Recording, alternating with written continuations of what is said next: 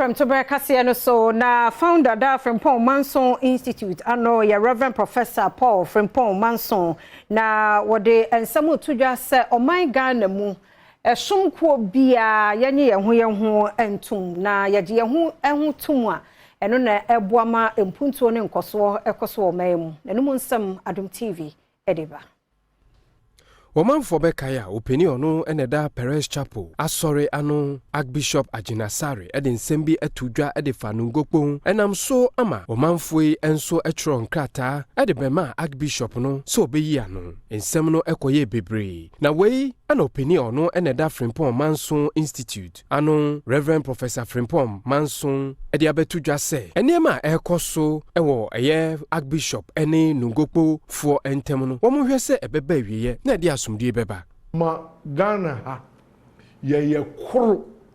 There should never be a religious conflict. Religious conflict about my say. We will peace council. Na fekwa. Meti ha numo blafoti minchen. Ahamadia eme otiha. Sheikh Arime ya makonta wa yimi otiminchen. Anglican bishop otiha, Catholic bishop otiha. Na nanum titimi fekura kwa. Ghana is one of the best countries. We say unity, any religious tolerance room.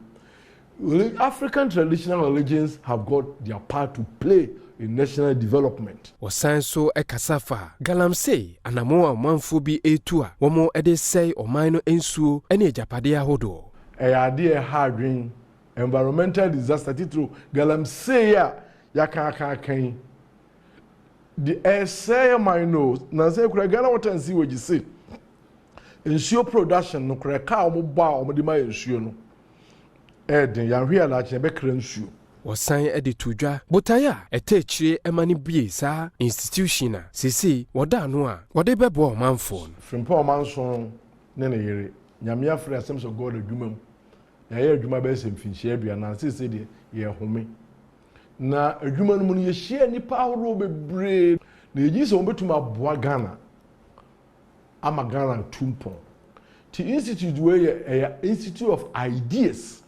Yeah, people from all walks of life, you know, on be back, near be 20 now man akoso.